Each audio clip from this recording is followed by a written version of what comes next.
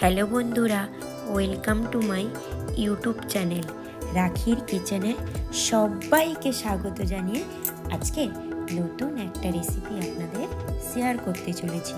রেসিপিটা আমার দেখতে থাকুন। এটা মিলেট রেসিপি, হেলদি আর খুব টেস্টি একটা রেসিপি। এই মিলেটটা অনলাইন থেকে অর্ডার করিয়ে নিতে পারো, তো অনেক রকমের পাওয়া যায়। তো আমি এটা হোয়াইট মিলেট আপনাদের রেসিপিটা দেখাচ্ছি।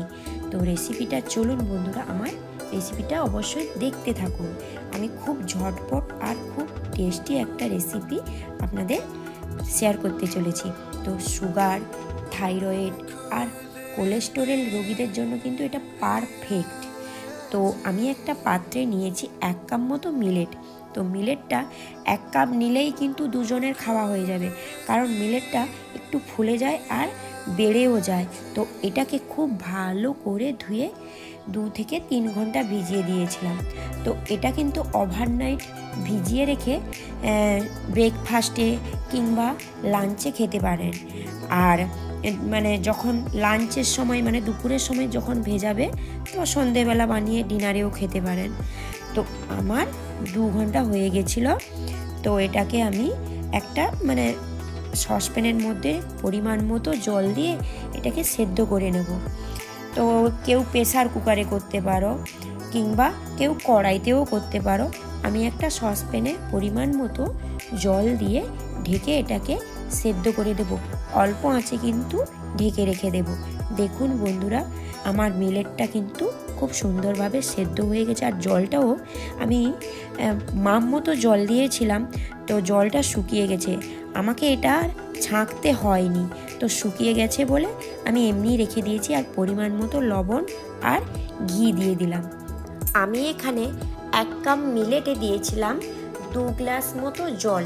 তো চাইলে যদি বেশি জল দিতে চাও, তাহলে কিন্তু মিলেটটা যদি সেদ্ধ হয়ে যায়, মিলেটটাকে একটা ছান্তা কিংবা ছাঁকনির সাহায্যে কিন্তু ছেঁকে নিতে হবে। তো আমার 2 গ্লাস জলে এইভাবে শুকনো শুকনো করে খুব সুন্দরভাবে মিলেটটা রেডি হয়ে গেছিলো। দেখুন, আগেকার দিনে মা ঠাকুমারা যেভাবে খুদে ঘাঁটা খেত, সেইভাবে তৈরি হয়ে গেছে, তাই না বন্ধুরা?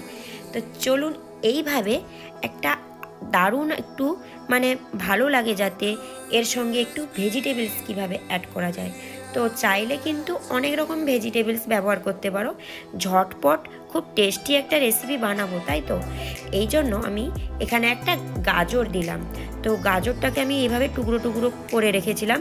একটা তাওয়ায় 1 টেবিল চামচ মতো ঘি দিয়ে গাজরটাকে অল্প আঁচে নাড়াচাড়া করে নাড়তে নাড়তে কিন্তু গাজরটা সেদ্ধও হয়ে যাবে আর দারুণভাবে ভাজা হয়ে যাবে।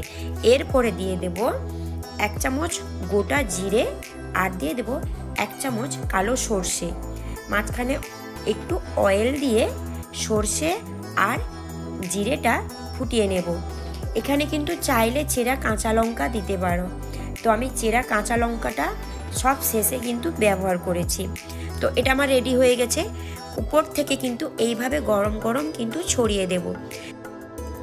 আর দিয়ে দেব পরিমাণ মতো গোলমরিচের গুঁড়ো অল্প একটু, আর দিয়ে দেব ভাজা জিরের গুঁড়ো, মানে ফ্লেভারটা আনার জন্য। এটা কিন্তু তোমাদের কাছে অ্যাভেলেবেল থাকলে দিতে পারো গোলমরিচের গুঁড়ো আর জিরে গুঁড়োটা, আর না থাকলে কিন্তু অ্যাভয়েড করে যেতে পারো। তো কী ভাবছেন বন্ধুরা, এইভাবে হেলদি এবং খুব টেস্টি রেসিপি যদি বানাতে চাও, তাহলে প্লিজ আমার চ্যানেলটিকে সাবস্ক্রাইব করো এবং অনেক অনেক শেয়ার করো আর লাইক করো, এবং কমেন্ট বক্সে একদম কিন্তু কমেন্ট করতে ভুলে যাবে না। আর পাশে থাকা বেল আইকনটা অবশ্যই কিন্তু প্রেস করে রাখবেন।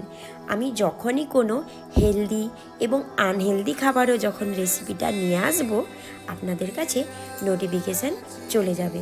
তো অবশ্যই আমার রান্নাটা আপনারা দেখতে পাবেন। তো দেখুন, আমি এটাকে একটু ভালো করে নাড়াচাড়া করে নিলাম।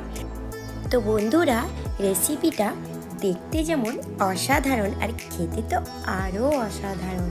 তো এইভাবে আমার মতো রেসিপি অবশ্যই বানিয়ে ফেলুন আর কমেন্ট বক্সে কমেন্টে জানান।